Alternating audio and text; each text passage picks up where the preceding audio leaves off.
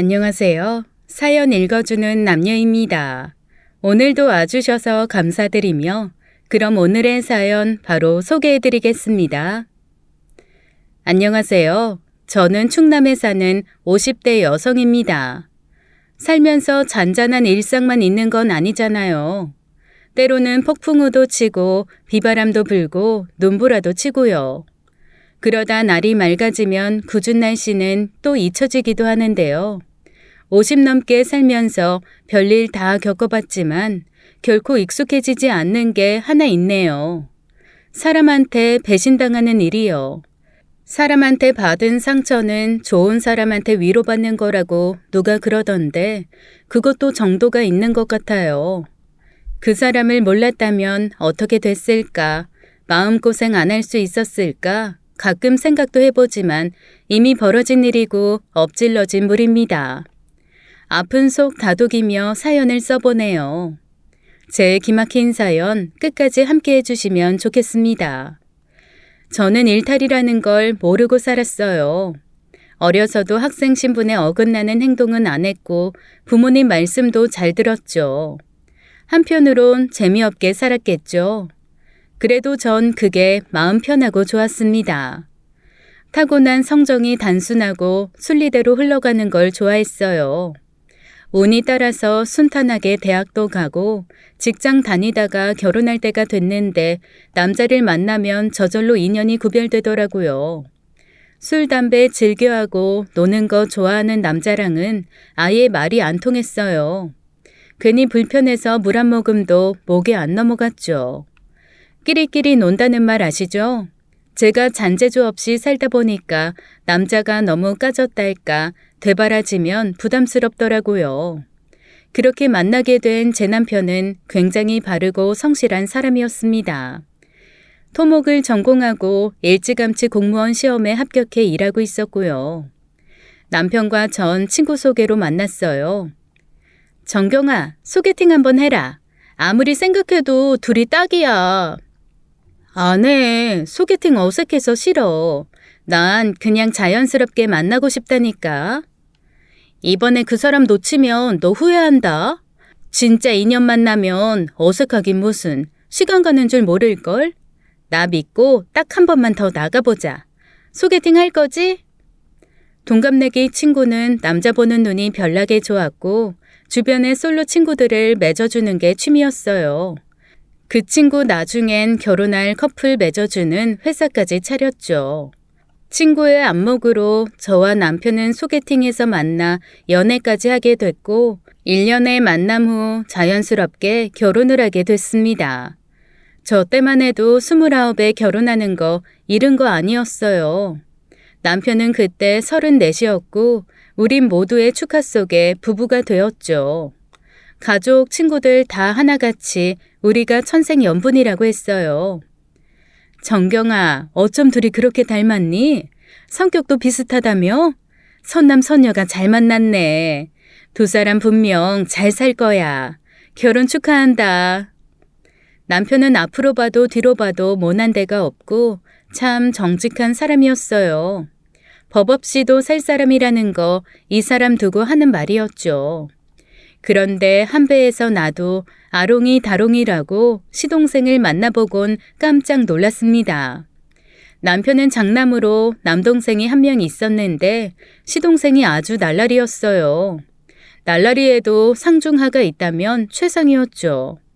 결혼 전 처음 시댁에서 저녁 먹던 날을 잊을 수가 없네요. 점잖으신 시부모님과 남편 그리고 제가 저녁을 먹고 있을 때였어요. 남편이 시동생은 못 볼 거라고 했는데 웬걸요? 갑자기 현관문이 부서질 듯 열리더니 키 큰 남자가 휘청휘청하면서 구두도 제대로 못 벗고 거실에 들어오는 거였습니다. 깜짝 놀란 어머님이 한달음에 달려나가셨어요. 너 오늘 안 온다더니 왜 왔어? 아이고 이게 무슨 냄새야? 너 오늘 같은 날 이게 무슨 짓이냐? 네 형수 될 사람 와 있잖아. 시아버지는 겨우 화를 참으시는 눈치였고 남편도 마찬가지였어요. 어머님은 쩔쩔 매시면서 저한테 이렇게 말씀하셨죠. 신경 쓰지 말고 많이 들어요. 술 냄새 팍팍 풍기는 그 남자, 아무래도 시동생 같아 보였어요. 옷차림이 엄청 화려했고 얼굴이 꽤나 잘생겼더라고요. 그건 남편한테 들어서 알고 있었어요. 시동생이 인물 반반한 거 하나 믿고 어려서부터 사고 많이 치고 다녔다고요. 예상치 못한 상황에 당황한 저는 반찬이 목에 걸려 헥헥대기 시작했죠. 그때였어요. 시동생이 절 보더니 저한테 성큼성큼 다가왔습니다. 술 냄새가 코를 찔렀어요. 우리 형 드디어 총각 딱지 떼는구만. 어디서 이런 미인을 데려왔어. 완전 내 스타일인데. 너 말버릇이 그게 뭐야? 예의 안 차려? 넌 위아래도 없어? 형수, 우리 형 뭐가 좋아? 뭐가 좋아서 재미도 하나도 없는 남자랑 결혼한다고 왔어? 이 자식이, 야, 너 형한테 혼나볼래? 아이고, 무서워라. 어머니, 저도 밥 주세요. 밥 달라고요. 난 뭐 주워온 자식이에요. 보다 못한 아버님이 숟가락을 내려놓으시더니 호통을 치셨어요. 이게 무슨 짓이냐고 술 마셨으면 곱게 들어가 자라고 하시면서 몇 달이나 집에 들어오지도 않더니 왜 하필 오늘 와서 자리를 망치냐고 크게 진노하셨죠. 그랬더니 시동생이 희죽희죽 웃으면서 뭘 꺼내는 거였어요. 웬 돈뭉치를 꺼내 식탁 가운데에 턱 놓는데 기가 막혔습니다. 10,000원짜리 지폐 다발이었는데 언뜻 봐도 적지 않은 돈이었어요. 시동생의 무례한 행동에 전 완전히 질려버렸죠. 네, 갈게요. 간다고요. 형, 이거 장가 가는데 보탰어. 각시 앞에서 쫌팽이처럼 굴지 말고. 뭐라고 이 자식아? 너 말 다 했냐? 이걸로 형수 다이아 반지 그런 것도 사주고 그러라고. 아버지, 이러시는 거 아니에요. 형만 자식입니까? 솔직히 내가 형보다 통이 크잖아요. 안 그래요? 얘가 왜 이래? 수호야 나가자. 엄마랑 밖에서 얘기해. 그때 어머님이 죽자사자 시동생을 끌고 나가셨어요. 제 앞에서 부자간에 험한 꼴이 벌어질까봐 그러시는 것 같았죠. 시동생의 첫인상은 그렇게 아주 강렬했습니다. 교직에 계셨던 점잖으신 시부모님, 공무원인 남편은 무척 닮아 있었는데 시동생은 완전히 정반대였어요. 그날 민망해하시는 시부모님께 인사드리고 나오는데 으슬으슬 춥더라고요. 티는 못 내도 엄청 놀라고 긴장한 탓이었죠. 안 그래도 어려운 자리 술 취한 예비 시동생이 그날 일을 피우니 저도 당황할 수밖에 없었고 집에 가선 알아두었습니다. 친정 부모님은 궁금한 거 묻지도 못하시고 약부터 찾아주셔야 했고요. 전 너무 긴장해서 체한 것 같다고 몸살기도 같이 온 것 같다고 둘러댔습니다. 이 결혼에서 딱 하나 걱정되는 게 바로 시동생 자리였어요. 맑은 물에 검은색 잉크 똑 떨어뜨리면 어떻게 되나요? 저한텐 시동생이 꼭 검은 잉크처럼 느껴졌습니다. 하지만 시동생 때문에 파혼할 순 없었어요. 결혼을 해야 할 이유가 훨씬 더 많았죠. 남편의 바른 성격, 성실함, 탄탄한 직장도 좋았고 무엇보다 우린 가치관이 잘 맞았어요. 같이 있으면 편하고 세상 든든하고요. 시부모님 인격도 훌륭하셨죠. 전 그날 밤까지만 고민하고 시동생에 대한 걱정은 접었습니다. 남편이랑 하는 결혼인데 지나친 걱정이다 그랬죠. 우린 결혼식까지 잘 치렀습니다. 물론 시동생에 대한 얘기는 부모님 앞에선 안 했어요. 좋은 얘기도 아닌데 굳이 할 필요가 있을까 싶었죠. 결혼식 날 있었던 일이 떠오르네요. 보통 결혼식 내내 신랑 신부가 주목을 받잖아요. 근데 결혼식 중간에 시동생이 예정에 없던 축가를 부르겠다고 나섰습니다. 반반한 얼굴에 양복까지 멋지게 차려입고 와서는 멋모르는 하객들은 가수 아니냐고 수군거리기까지 했죠. 하지만 시댁 식구들은 다 안절부절 못했어요. 축가라고 부른 노래는 다행히 큰 박수를 받을 수 있었고 나란히 서 있던 남편과 저는 다행이라는 눈빛을 주고받았습니다. 시동생은 쇼맨십이 정말 대단했어요. 형수님, 결혼 축하드려요.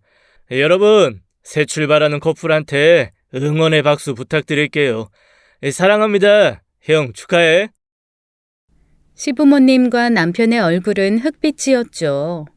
곧 신혼생활이 시작됐고 전 시동생의 진짜 모습을 더 자세히 알게 됐어요. 시댁의 잔잔한 일상에 풍파가 생기는 건 다 시동생 때문이었습니다. 겪으면 겪을수록 시동생은 답이 안 나오는 사람이었고 제비, 날라리, 건달, 깡패 그런 말들만 떠올랐죠. 제가 결혼할 때 시동생은 27이었는데 술만 마셨다 하면 바로 사고를 쳤어요. 원체 주사도 있었고 경찰서도 자주 들락거렸죠. 정말 의문이었습니다. 시동생은 누굴 닮은 거였을까요? 게다가 사소한 시비에도 폭력을 써서 시부모님이 합의도 수차례 해주시는 것 같더라고요. 윷놀이 할 때 백도라는 게 있잖아요. 시동생은 백, 말하자면 그 자리에서 물러서는 걸 몰랐습니다.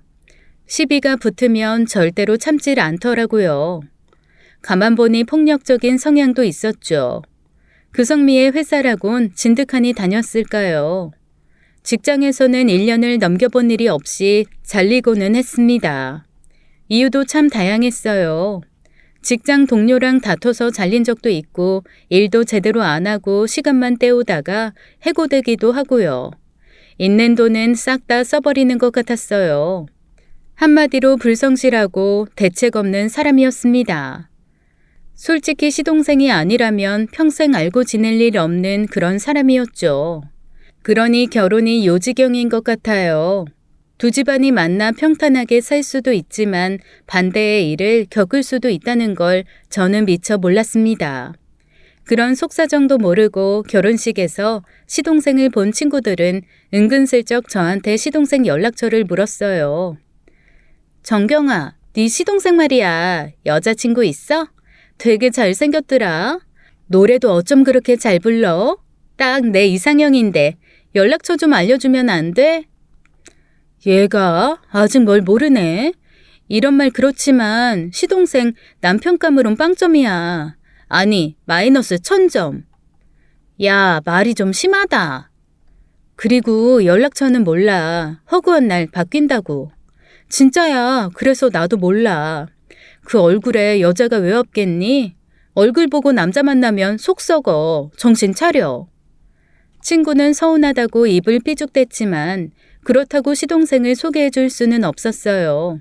속사정을 다 말할 수도 없고 참 난처했죠. 결혼하고 1년이 지났을 때였습니다. 일정한 거처 없이 살던 시동생이 시부모님 집에 들어와 살게 됐어요. 하던 일이 잘 안 돼서 빚만 잔뜩 지고 들어온 것 같았죠. 독립해서 자유롭게 살고 싶어도 돈이 없으면 그게 되나요? 얼마 되지 않아 시동생은 또 사고를 쳤습니다. 어느 주말 시댁에 갔는데 현관에 웬 구두가 놓여 있는 거였어요. 귀여운 슬리퍼도 옆에 있고요. 딸 없는 시댁에서 그런 물건은 처음 봤죠. 어머님을 부르며 집에 들어갔는데 처음 보는 여자가 얼굴에 팩을 붙이고 욕실에서 나오더라고요. 누구세요? 그러는 그쪽은 누군데요? 난 이 집 며느리인데 정말 누구세요? 아, 그래요? 그러더니 가타부타 더 말도 없이 시동생 방으로 쑥 들어가는 거였어요.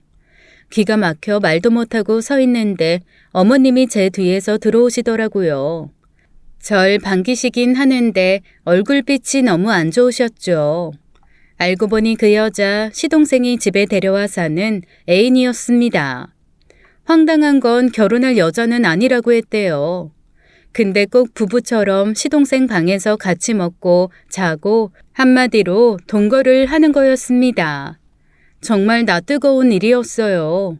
그리고 그 여자 아주 버릇이 없더래요. 어른 어려운 줄 모르고 인사성도 별로 없고요. 방 얻어줄 테니 나가 살라고 하고 싶어도 그 돈 또 까먹을까봐 시부모님은 속으로만 끙끙 앓고 계신 거였습니다.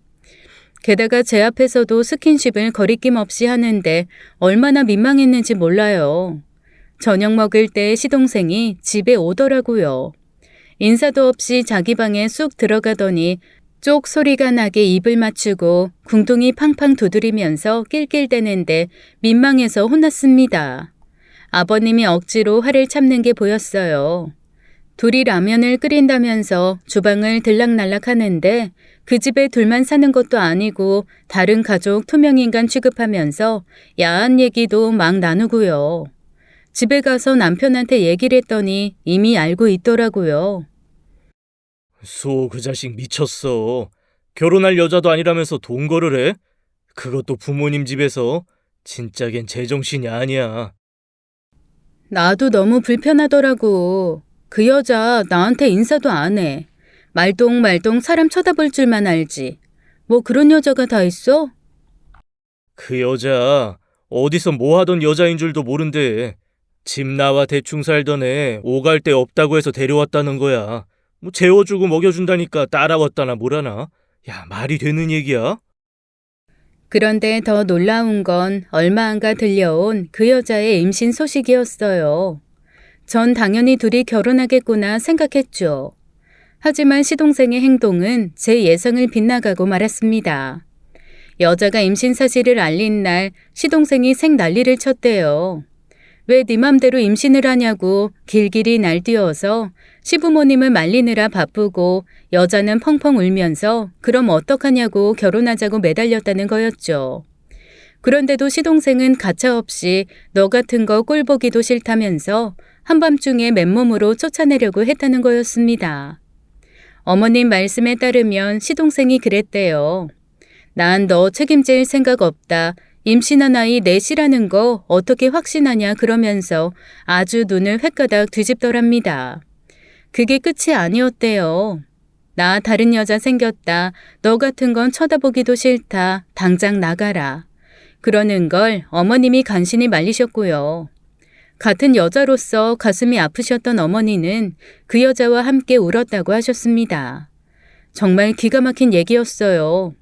둘은 거의 6개월 이상 동거했고 그 여자 외출도 길게 한 적이 없었다고 들었어요. 하도 집에서 뒹굴거려 게으른 아이라고 어머님이 저한테 흉을 보셨거든요. 시동생은 참 모질고 박정한 남자였어요. 괜찮은 외모 외에는 정말 볼 거 없었는데 그놈의 인물이 뭔지 결국 여자는 집을 나가게 됐고 어머님이 적지 않은 돈을 쥐어줬다고 하셨죠. 시동생은 그 후로도 이 여자 저 여자 만나고 다니는 것 같았어요. 전 솔직히 시동생 얼굴 보기도 싫었습니다. 그렇게 10년 넘는 세월이 흘렀고 제 나이도 40이 되었죠. 그 해에 시부모님은 한 달 차이로 암 판정을 받으셨어요. 시어머니가 먼저 위암 판정을 받으셨고 그 충격 받아들일 겨를도 없이 아버님까지 암이라는 소식을 들은 거였습니다. 저와 남편은 당연히 크게 놀랐고 눈앞이 캄캄했어요. 시댁에 갔더니 어머님은 절 붙잡고 통곡을 하시고 아버님은 방에서 나오질 않으셨어요. 애미야, 이 일을 어쩌면 좋냐. 우리가 면목이 없다. 어머니, 그런 말씀 왜 하세요? 면목이 없다뇨. 잘 치료받고 회복하시면 돼요. 요새 의학이 얼마나 발달했는데요. 그래도 그렇지. 한 집안에 아픈 사람이 하나도 아니고 둘씩이나. 니들한테 못할 짓 아니냐. 어머니, 그러지 마세요. 깨끗이 나을 수 있는데 왜 절망적인 얘기부터 하세요? 이 사람이랑 저 각오 단단히 하고 있어요. 병원에서 하라는 대로 약 먹고 치료받으면 괜찮다니까요. 남편 말대로 저 두 분 간병 도맡을 생각하고 있었습니다. 저 아니면 누구 할 사람도 없었어요. 시부모님께 제 의지 말씀드리면서 어떻게든 이 고비 극복해보자고 용기를 드렸죠. 그날 밤 남편은 저한테 고맙다고 하면서 눈시울을 붉혔어요. 말 수 없고 과묵한 남자가 끝내는 엉엉 울면서 절 안아주더라고요. 고마워, 정민 엄마. 이 은혜 어떻게 갚지? 은혜라니 무슨 소리야. 어머님 아버님이 남이야? 우리라도 마음 단단히 먹자. 약한 소리 하지 말고. 그때부터 제 공부도 시작됐죠. 위암에 대한 정보 다 모으면서 병원 쫓아다니며 시부모님 간병을 했어요. 물론 쉽지는 않았습니다. 몸이 10개라면 얼마나 좋을까 그런 생각 많이 했죠. 다행히 시부모님께서 노후 준비를 탄탄히 해두셔서 병원비 걱정은 덜 수 있었어요.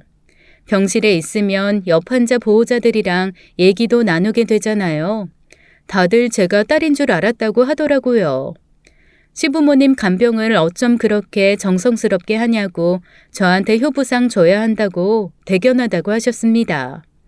칭찬을 바라고 한 일은 아니었어요. 어머님, 아버님 연이어 수술과 항암이 이어졌고 두 분 다 고생 많이 하셨죠. 제 짐작으론 식생활이 큰 문제가 됐었던 것 같아요. 시부모님 워낙 드시는 걸 좋아하시는 대식가였고 자극적인 음식도 좋아하셨거든요. 맵고 짜게 드시는 데다 급하게 드시는 버릇이 있으셔서 병을 얻으신 게 아닐까 많이 안타까웠습니다. 하지만 저도 인간인지라 몸살이 나거나 체력이 떨어질 때가 있었어요. 그럴 때면 남편이 나섰고 친정 부모님과 동생 도움까지 받아가며 버텼죠. 시동생은 없느니만 못했습니다. 부모님이 암투병 하시는데 코빼기도 안 보이더라고요. 상식적으로 생각하면 없는 돈이라도 얼마 보탤 것 같은데 그마저도 없었고요. 이건 액수가 아니라 성이 문제였어요. 그래도 술 마시고 난동 부려 걱정 끼치는 것보다 낫잖아요. 무소식이 희소식이라는 생각에 굳이 찾으려고 하지도 않았습니다. 그렇게 3년이라는 시간을 시부모님 병수바라며 보냈어요. 위암이라 잘 드시지도 못하셔서 고생이 참 많으셨죠. 하지만 끝내 어머님이 먼저 돌아가셨어요. 시동생은 어머님 돌아가셨다는 소식에 득달같이 나타났죠. 그래놓고 아버님 앞에서 한다는 얘기가 돈 얘기였습니다. 참 할 말이 없더라고요. 아버지, 형이랑 나 재산 똑같이 나눠줘. 그게 맞지? 엉뚱한 이유 갖다 붙이면서 형한테만 더 주려고 하지 말고. 알았어? 어쩌면 그런 말을 뻔뻔스럽게 할 수 있는지 사람의 탈을 쓴 짐승으로밖엔 안 보였어요. 그 일로 한번 난리 날 뻔한 거 남편이 하고 싶은 말 꾹 참으면서 지나갔죠. 아버님은 기력이 없으셔서 시동생을 혼내지도 못하셨어요. 어머님 돌아가시고 보름이 지났을 때였죠. 아버님이 절 부르시더라고요. 아버님, 뭐 필요하신 거 있으세요? 정민애미야, 고맙다. 다른 말 없이 그 한마디만 하셨는데 눈물이 핑 돌더라고요. 어머님 돌아가시고 아버님은 곡기를 끈타시피 하셨습니다. 결혼 전 처음 뵀을 때 아버님은 풍채가 좋으셨는데 3년째 병상에 누워 계신 지금은 뼈밖에 안 남은 지경이었죠. 정말 억장이 무너졌어요. 어머님 돌아가시고 아버님 마음도 많이 약해지신 것 같았습니다. 아버님, 어머님 좋은 곳에 가셨을 거예요. 나도 따라가야지 곧. 그런 말씀 하시면 저 서운해요. 고맙다, 정민애미야. 아이, 정말 고마워.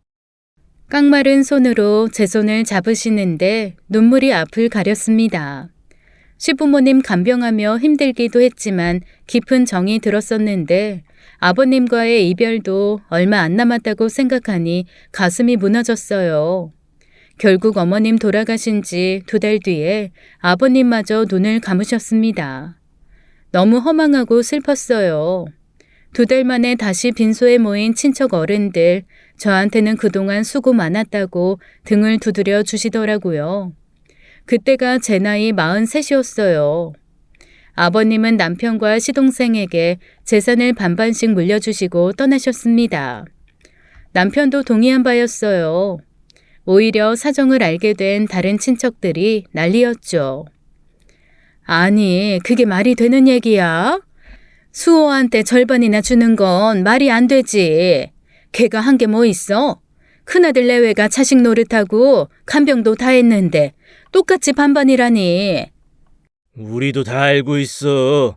그런 불효자가 어디 있나? 학교를 제대로 다니기를 해. 툭하면 돈 사고 여자 사고 치고 다녔잖아. 부모 아픈데 생전 들여다보지도 않았다면서 그런데도 재산을 반을 달랬다니 그게 자식이야? 하지만 남편 생각은 달랐어요. 친척분들 화낼 때도 입을 꾹 다물고만 있었죠. 반듯한 우리 남편 돈 욕심 부릴 사람도 아니었고 유산 때문에 형제간에 소송하고 그런 거 정말 싫어했어요. 단순하게 자식 둘이니 반반 나누는 게 맞다고 여겼고 받아들였죠. 아버님과도 상의가 된 얘기였고요. 그리고 전 아버님께 따로 받은 게 있었습니다. 100돈짜리 금두꺼비 6마리를 저한테 따로 물려주셨어요. 이게 당시 가격으론 9천만 원 정도였습니다. 지금 시세로는 2억 조금 안 될 거예요. 아버님은 그걸 물려주시면서 저한테 고맙다고 하신 거였고요. 고맙다. 정말 고마워. 죽어서도 네 은공 절대로 잊지 않으마. 너는 내 딸이나 다름없어. 외며느리인 제가 딸이나 다름없다는 시아버지 말씀이 오래도록 기억에 남았어요. 고생은 했지만 두 분 안 계시니 무척 허전하더라고요. 좀 더 잘해드릴 걸 그때도 최선을 다했지만 사무친 것들이 있었어요.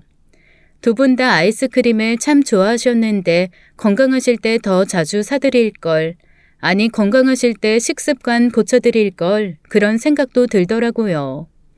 그 사이 시동생은 집을 물려받자마자 그걸 담보로 사업을 시작한 눈치였습니다.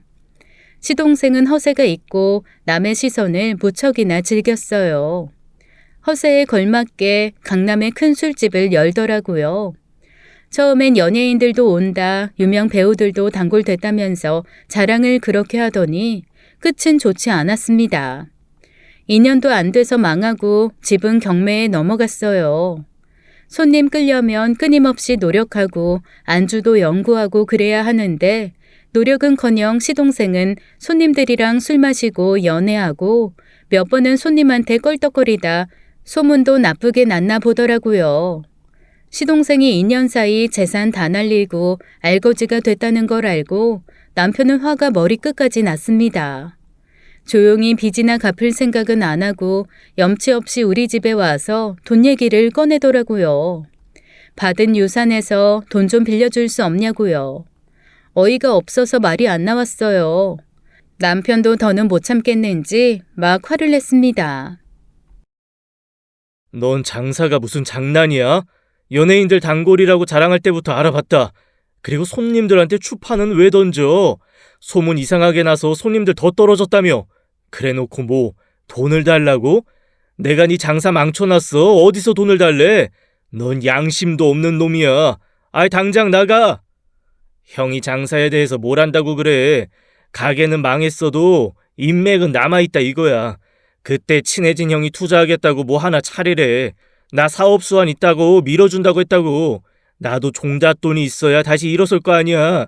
돈이 없는 것도 아니고 있으면서 왜 안 준대? 왜 그렇게 앞뒤가 꽉 막혔어? 그날 밤은 꽤 큰 싸움으로 번졌어요.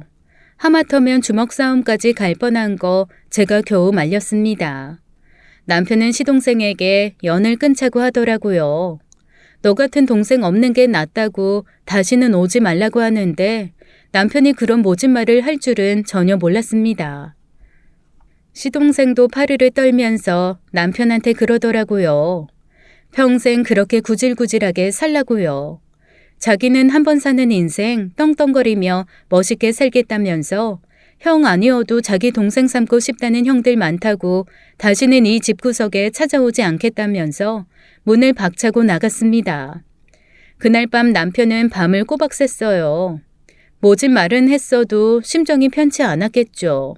하지만 시동생에게 한 말 진심이라는 걸 알 수 있었습니다. 그 정도로 오랜 시간 시동생에게 실망하고 속 썩었으니까요.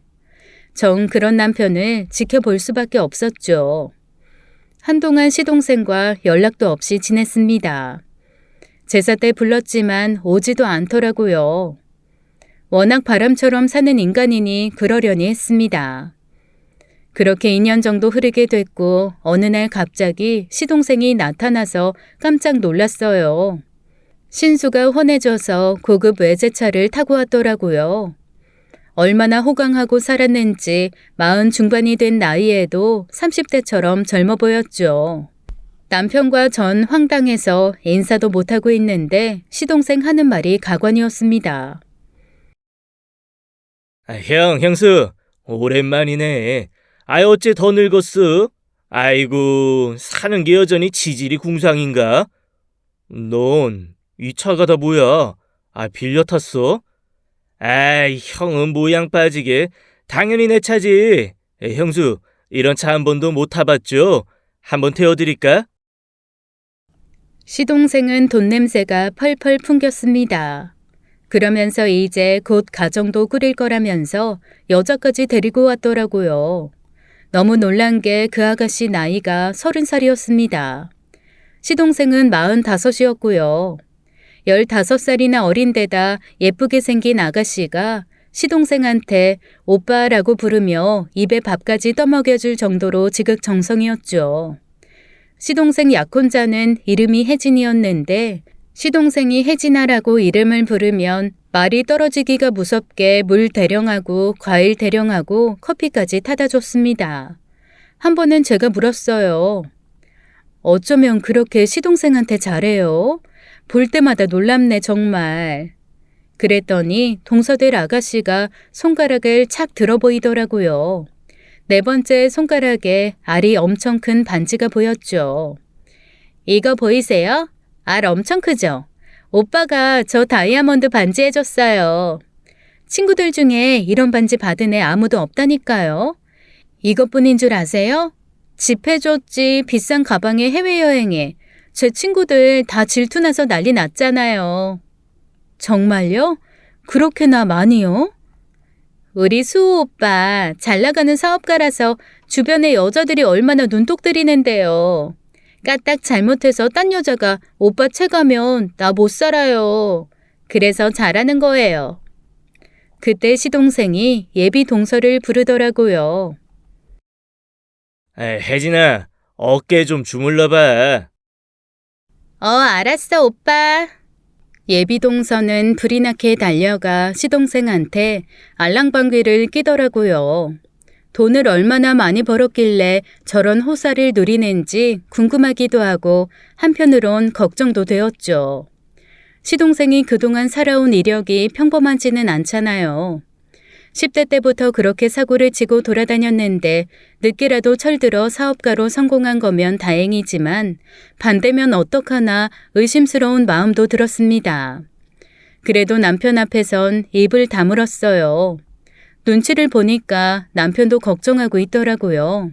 시동생이 돈 자랑하는 거 깨름칙하게 보고 입을 딱 다물고 있는 게 의심하는 눈치였습니다.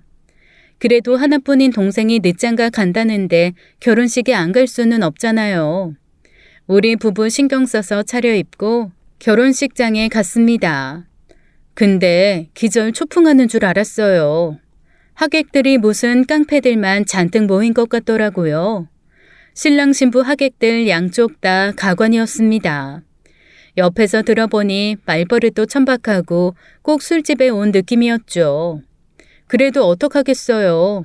끼리끼리 만난다는 말도 있지만 그래도 잘 살기만을 바라는 마음이었습니다. 결혼 후 반년은 잠잠하더라고요. 이젠 정말 시동생이 잘 살려나 했는데 또 사고가 터졌어요. 한밤중에 동서한테서 다급한 전화가 오더라고요. 형님, 살려주세요. 동서, 왜 그래? 어디야? 집이에요. 사람 살려! 저와 남편은 혼비백산해서 시동생네로 달려갔고 처참한 광경을 보게 됐어요. 동서가 시동생한테 맞아 얼굴이며 몸이 엉망이 됐더라고요. 우리가 갔는데도 시동생은 동서 머리채를 잡고 안아줬어요. 뭐가 그렇게 화가 났는지 씩씩대면서 너 같은 건 맞아야 한다고 독을 뿜는데 기절하는 줄 알았습니다. 남편이 겨우 시동생을 데리고 나간 후에야 동서랑 얘기할 수 있었어요. 나 바람 안 폈어요. 바람은 지가 펴놓고 나한테 괜히. 도둑이 제발 저린다더니 형님, 나 못 살아요. 억울하고 분해서 못 살아요. 시동생은 동서가 바람났다고 우기고 있었죠. 근데 문제는 시동생한테 있었어요. 밖에서 낳은 자식이 시동생을 찾아왔나 보더라고요. 그 얘기 듣고 깜짝 놀랐습니다. 밖에서 낳은 자식? 네, 얼마 전에 그 애가 남편을 찾아왔나 보더라고요. 지 아빠라고. 같이 살던 엄마가 죽었대요. 그 일 때문에 제가 뭐라고 했더니 저러는 거예요. 기막혀. 이게 무슨 일이야. 아들이라니. 알고 보니 예전에 시부모님 집에 데려와 살던 여자가 혼자 아들을 낳아 기르고 있었던 거였어요. 얼마 전 그 여자가 교통사고로 죽은 뒤에 아들이 시동생을 찾아온 모양이었습니다. 그 아이로서는 당연한 행동이었죠. 엄마가 세상을 떠났으니 친아빠라고 찾아왔는데 그게 이 집의 우환이 된 거였습니다. 동서는 많이 억울해했고 그동안 잘했던 것도 후회된다고 하더라고요. 사람이 어떻게 은혜를 모를 수가 있어요? 내가 자기한테 얼마나 잘했는데. 잘못했으면 무릎 꿇고 싹싹 빌어야지. 나 저 인간이랑 못 살아요. 안 살아요. 동서는 결국 이혼을 결심했고 둘은 정말 빠르게 이혼했어요. 서로에게 미련이 없으니 이혼이라는 거 정말 간단하더라고요. 그렇게 서로 좋다고 할 땐 언제고 지켜보는 저도 참 황당했습니다. 시동생은 자기를 찾아온 아들한테 돈을 펑펑 쓰더니 결국 친엄마 쪽 먼 친척 집에 애를 맡겼다고 했습니다. 자기가 키울 감량이 안 되니까 그렇게 한 것 같았죠. 그래도 아빠니까 미련을 좀 가질 줄 알았는데 자유롭게 사는데 방해된다고 생각했는지 애를 후다닥 보내버리는 모습에 전 또 한 번 놀라고 말았죠. 그리고 어느 날 동서에게 연락이 왔어요. 동서. 아니, 이젠 동서가 아니구나. 잘 지내? 어쩐 일이야? 저기 아주버님 퇴근하셨어요? 드릴 말씀이 있는데 바꿔주실래요? 정민 아빠? 잠깐만. 동서는 갑자기 남편을 찾더라고요. 몇 마디 주고받더니 남편은 말없이 동서를 만나러 나갔습니다. 돌아온 뒤에도 표정이 안 좋았어요. 제가 물어도 별 얘기 아니었다면서 입을 꾹 다물더라고요. 평소 궁금한 게 있어도 캐묻는 성격이 아니라 언젠간 말해주겠지 싶었어요. 그 이후에 남편은 회사 일로 부쩍 바빠졌습니다. 원래도 성실한 사람이었는데 아예 회사에서 살더라고요. 매일 야근에 주말에도 회사에 나가기 시작했죠. 평일에 야근하고 자정에 들어왔으면 주말엔 좀 쉬면 좋으련만 평소랑 똑같이 일어나 회사에 나가는데 걱정이 되더라고요. 젊은 나이도 아닌데 왜 그렇게 무리하나 싶었죠. 여보, 꼭 주말에도 그렇게 나가야 돼? 평일 내내 야근했잖아. 봐, 눈밑이 검었네. 어쩔 수 없어. 수습해야 할 일이 있어서. 내가 아니면 안 돼. 그래도 그렇지. 너무하네. 이거 마시고 가. 녹즙 직접 갈았어. 오늘은 토요일이니까 일찍 들어오고 내일은 푹 쉬어. 꼭. 하지만 남편은 제 당부를 한 귀로 흘려버리고 주 7일을 꼬박 자정에 들어왔습니다. 집에 오자마자 씻고 이불 위에 픽 쓰러지는데 말도 못 붙일 정도였어요. 그러던 어느 날이었죠. 평일이었는데 남편이 평소 일어나는 시간이 지났는데도 기척이 없었습니다. 전 아침을 준비하다가 방문을 빼꼼히 열어봤어요. 남편은 평소처럼 자고 있었죠. 어쩐 일인지 알람도 꺼놨더라고요. 전 간만에 휴가를 냈나 싶어 조용히 방문을 닫고 나가서 끓이던 국을 한 소끔 더 끓였습니다. 시원하게 북엇국을 끓여서 남편을 주려고 했어요. 아침밥 다 차려놓고 남편 깨우러 안방에 들어갔는데 뭐가 이상하더라고요. 여보, 정민 아빠, 여보, 눈 좀 떠봐. 이 사람이 왜 이래? 여보, 여보. 자는 줄 알았던 남편은 야속하게도 숨을 쉬고 있지 않았습니다. 그렇게 세상을 떠난 거였어요. 응급차를 불러 남편을 태우고 가면서도 전 현실을 받아들일 수 없어 전 계속 남편을 불러댔죠. 하지만 의사는 기어이 사망 선고를 내리더군요. 심장마비였다고 했습니다. 어쩌면 이럴 수가 있는지, 나한테 말 한마디 없이 숨을 거둘 수 있는지 그 황망함과 충격은 이루 말할 수가 없었어요. 평소 과로를 하긴 했어도 운동을 꾸준히 해온 사람인데 너무나 갑작스럽게 아무런 예고도 없이 숨을 거두다뇨. 믿을 수 없는 현실에 전 넋이 나가버렸습니다. 어찌저찌 빈소가 차려지고 가족 친지들이 찾아왔어요. 남편의 친구들도 한달음에 쫓아왔고요. 다들 이게 무슨 일이냐고 울면서 절 위로하는데 시동생이라는 인간은 저한테 이렇게 말하더라고요. 한 번 사는 인생 결국 이렇게 가는구나. 자기 혼자 잘난 줄 알고 살더니 열심히 살아 얻은 게 고작 심장마비야. 잘났다 잘났어. 대충 오래 살지. 이게 뭐냔 말이야. 넋을 잃은 저는 그냥 입 다물고 있었는데 그 말을 들은 남편 친구들이 들고 일어났어요. 너 이 자식 그게 형수 있는 데서 할 소리냐? 너 사고 쳐서 형 속 썩인 거 생각하면 그렇게 말하면 안 되지. 나도 속상해서 그래요. 속상해서. 그렇게 말은 밉상으로 했지만 시동생은 형 장례식을 끝까지 지켰어요. 경황 없는 와중에도 놀랐습니다. 시부모님 장례 치를 때도 툭하면 밖으로 나가 자기 일을 보고 왔었거든요. 그런 사람이 웬일인가 싶었죠. 게다가 저한테 제법 위로라는 걸 하더라고요. 형수, 사람은 다 똑같지 뭐. 한 번 왔다 한 번 가는 거 왜 나한테만 이런 일이 일어났나 그렇게 생각하지 말아요.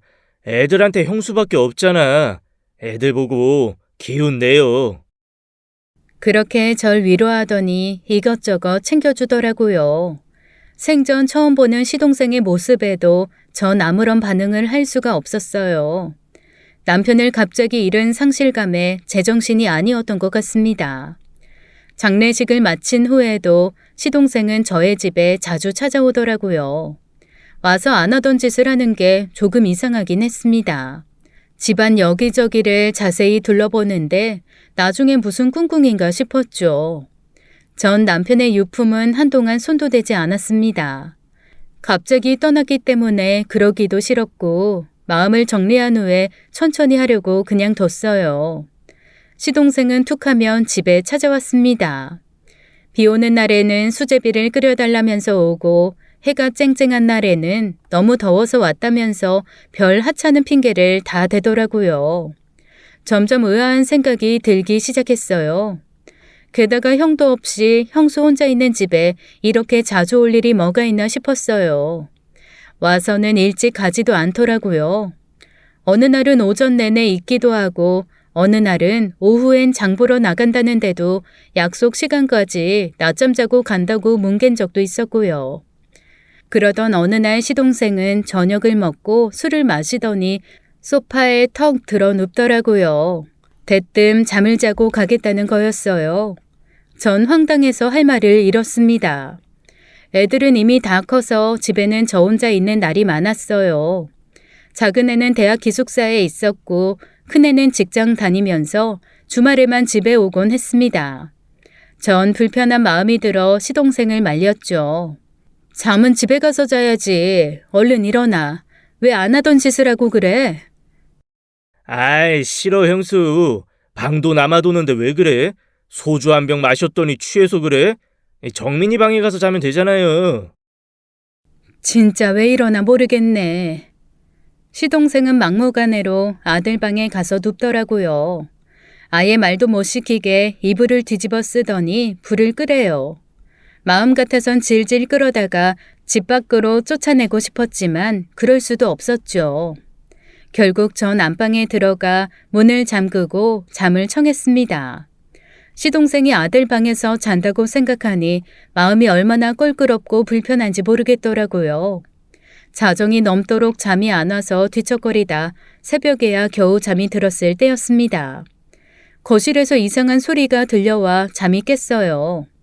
발소리가 들렸는데 분명히 시동생이 돌아다니는 소리 같았죠. 혼자 중얼중얼 거리면서 살림들을 뒤지는 것 같았습니다. 거실장부터 시작해서 거실과 서재방에 있는 가구들을 살금살금 열어보는 것 같았어요. 그 순간 제 머리에 뭐가 팍 스쳤습니다.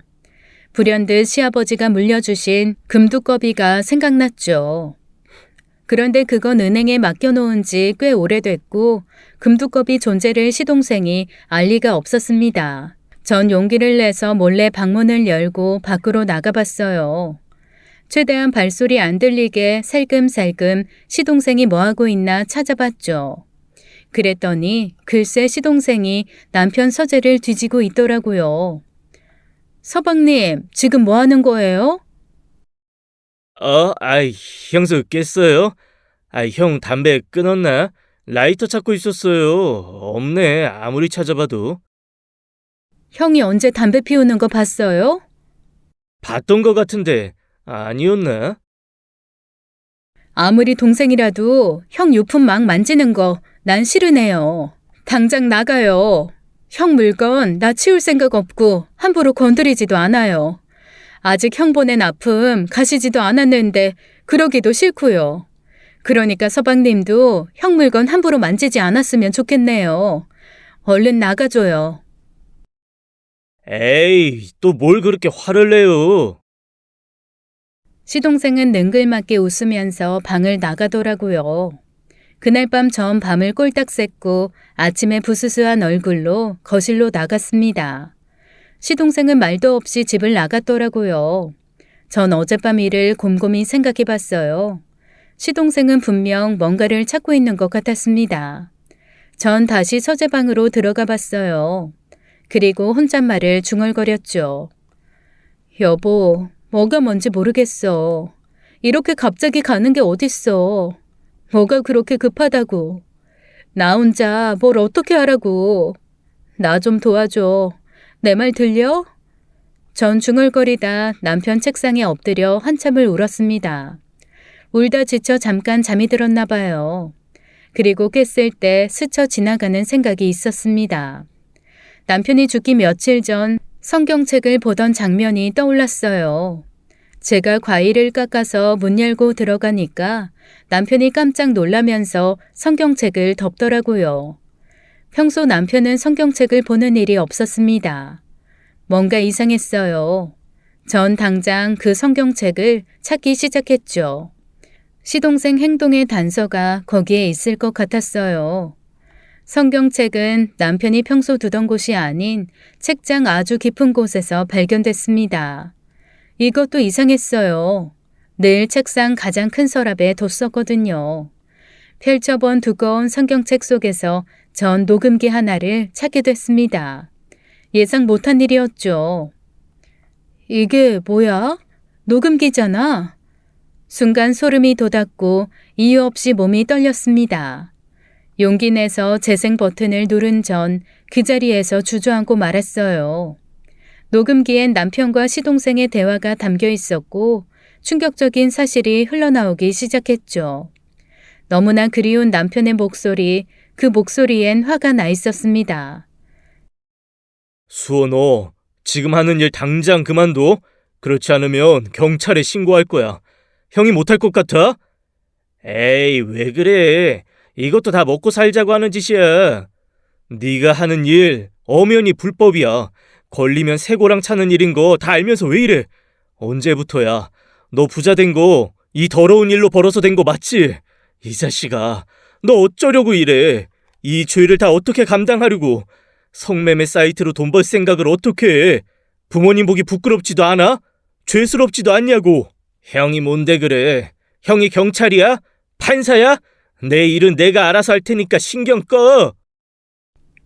녹음 내용을 듣는 동안 등에 식은땀이 흘렀어요.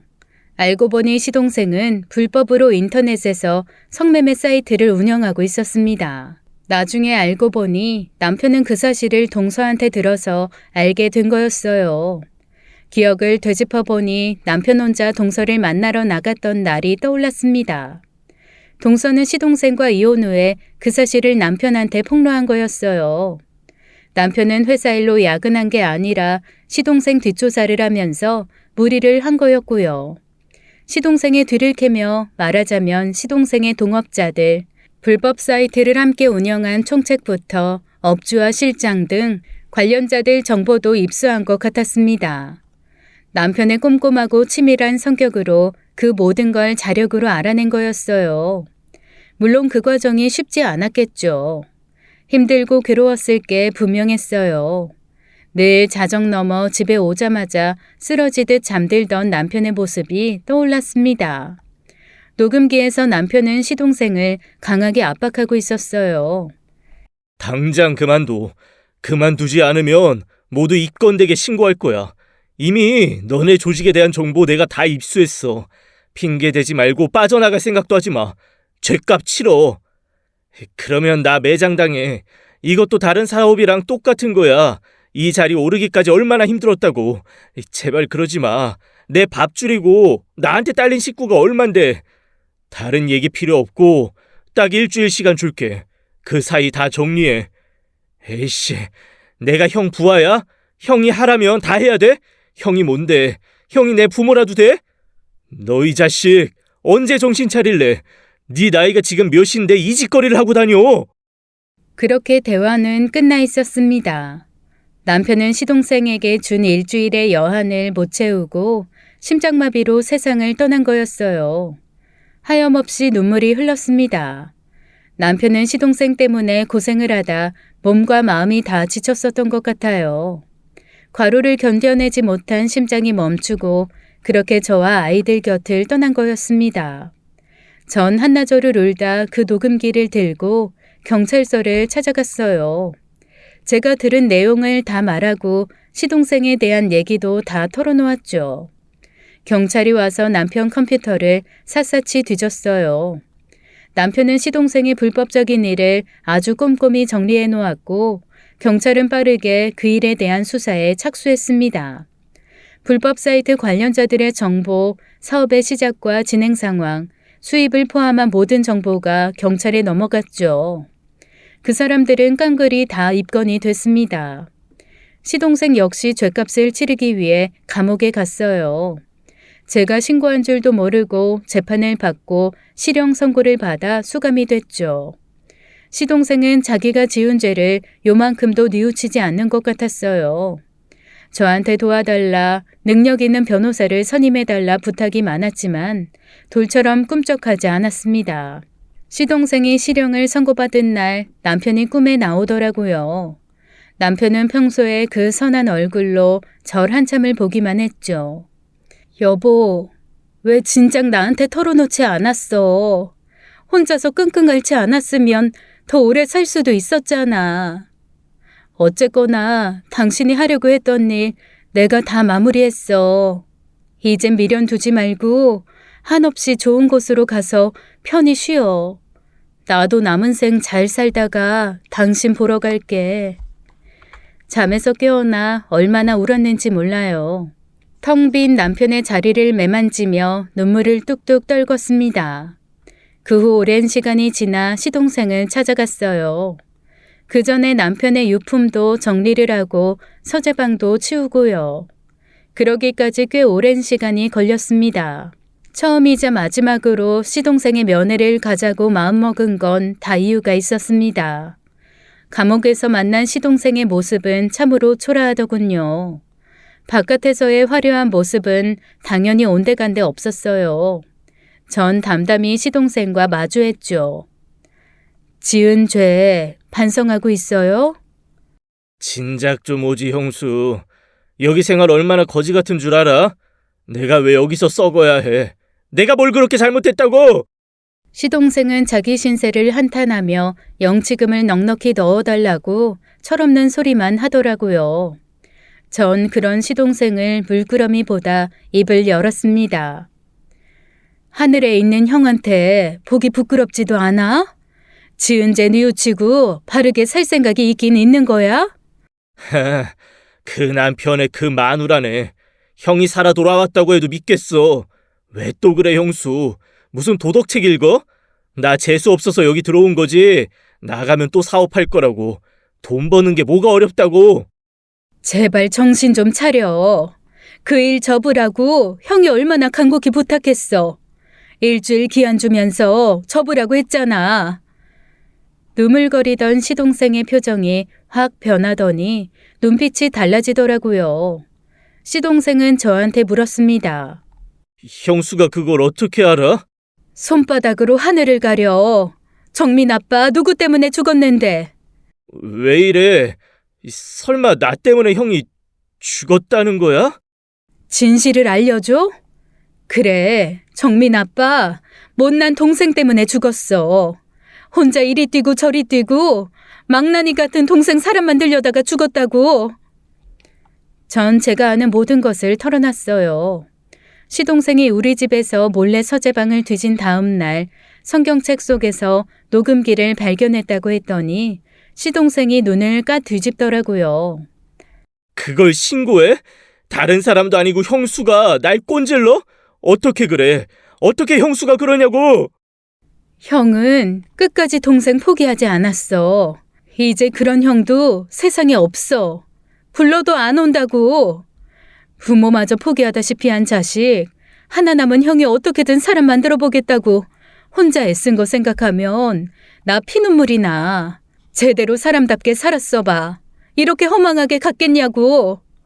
나한테 하나밖에 없는 남편이자 정민이 정인이 아빠, 망나니 동생 때문에 저 세상 떠났어.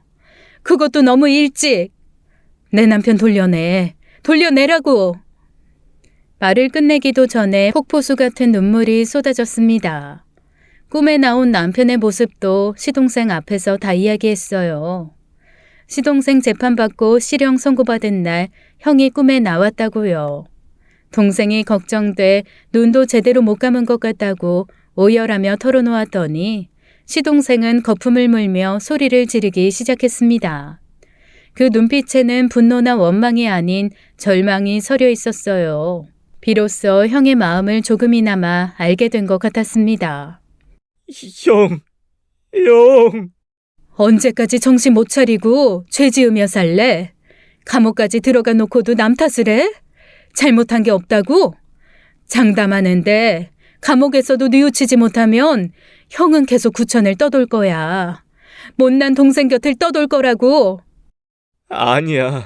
아니야, 형. 시동생은 미친 사람처럼 날뛰다가 면회장에서 끌려나갔습니다. 자기가 감옥 간 거 누가 앙심 품고 그런 것 같다고 하더니 완전히 뒤통수를 맞은 것 같았겠죠. 악한 방법으로 돈 벌며 승승장구하던 시동생은 그렇게 감옥에서 기나긴 시간을 보내게 됐습니다. 제가 면회 간 이후 한동안 독방에 들어가 있었다고 하더라고요. 정상적인 생활이 불가능해서요. 전 그 뒤로 단 한 번도 면회를 가지 않았습니다. 딱 한 번 이혼한 동서한테 연락이 왔어요. 불쌍해서 한 번 면회를 가줬다고 하더라고요. 갔더니 뺀질함은 사라지고 풀이 죽어 있다고 하더라고요. 왜 그러냐 물었더니 말도 안 하고요. 사람이 눈빛부터 완전히 달라졌다고 들었습니다. 그리고 딱 한마디 묻더래요. 형수 잘 지내냐고요. 전 다시는 면회를 갈 생각이 없습니다. 그저 시동생이 자신의 삶을 통째로 뉘우치기만을 바랄 뿐이에요. 저와 아이들은 지금도 자주 남편에 대해 이야기를 나눕니다. 아이들에게 남편은 참 자상한 아빠였거든요. 두 아이 모두 제 앞가림 잘하며 살고 있는데요. 혼자 잘 지내다가도 문득문득 남편이 그리워지네요. 이렇게 빨리 떠날 줄 알았으면 둘이 여행도 자주 갈 걸. 애들 키우고 부모님 간병하느라 좋은 시절 다 흘러갔네요. 며칠 전 이사를 준비하며 짐 정리하다가 결혼 사진을 보게 됐습니다. 성격처럼 반듯하고 선하게 웃는 남편의 얼굴을 한참 봤어요. 그리움이 또 파도처럼 밀려오더라고요. 살아생전 남편에게는 못했던 말을 망설임 없이 해봅니다. 사랑하는 여보, 어느새 당신 세상 떠난 지 5년이 다 돼가네. 아직도 난 혼자가 어색해. 그래도 씩씩하게 잘 지낼 테니까 지켜봐줘. 사계절 내내 푸른 소나무 같던 남편을 떠올리며 먹먹한 가슴을 달래보네요. 제 사연은 여기까지입니다. 앞으로도 저 잘 살아갈 수 있겠죠? 긴 이야기 들어주셔서 감사합니다. 여러분 모두 건강하세요. 지금까지 사연 읽어주는 남녀였습니다. 끝까지 시청해주신 여러분 감사드리며 저희는 다음 사연으로 돌아올게요. 감사합니다.